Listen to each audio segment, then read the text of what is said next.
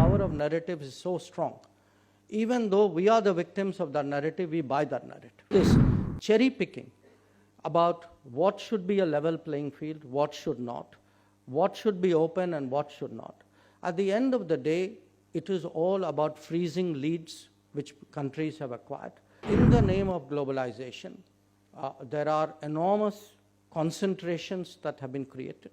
I think this is something which we need to reflect on, because sometimes the power of narrative is so strong. Even though we are the victims of that narrative, we buy that narrative.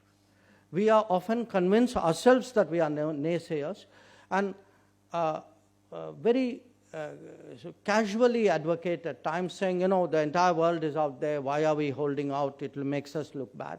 When every time we have actually said no, there are serious stakes in question.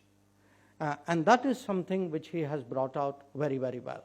So, and you know, the power of the narrative is also important to realize, because he uses the Uruguay round to demonstrate how inequities were normalized. That how the world was made to believe, you know, there's free trade everywhere. Oh, by the way, it doesn't apply to food, and it doesn't apply to clothing. It doesn't apply to drugs. It doesn't apply to intellectual property rights.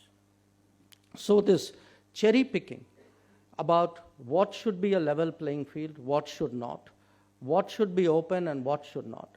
At the end of the day, it is all about freezing leads which countries have acquired.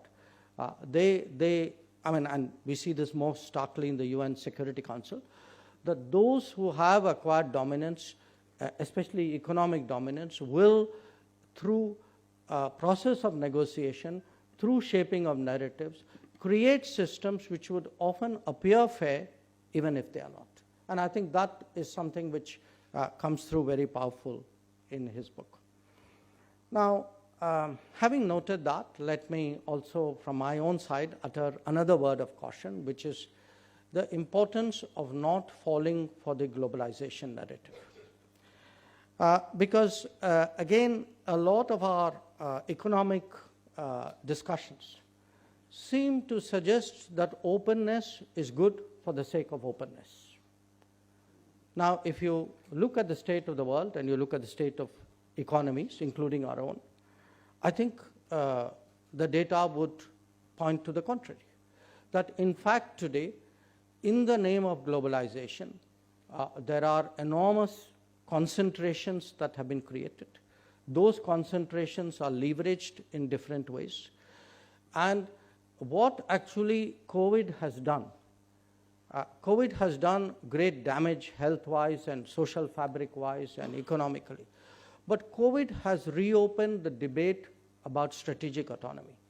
Strategic autonomy not in a nuclear sense, but strategic autonomy in an economic sense, in a cultural sense, in a supply chain sense, in a technology sense. That today we need to ask ourselves, actually, are we wise opening for the sake of opening? And I think that is very much a caution that the government has in its mind as we debate a lot of the free trade agreements and other regimes and other negotiations that we are looking at.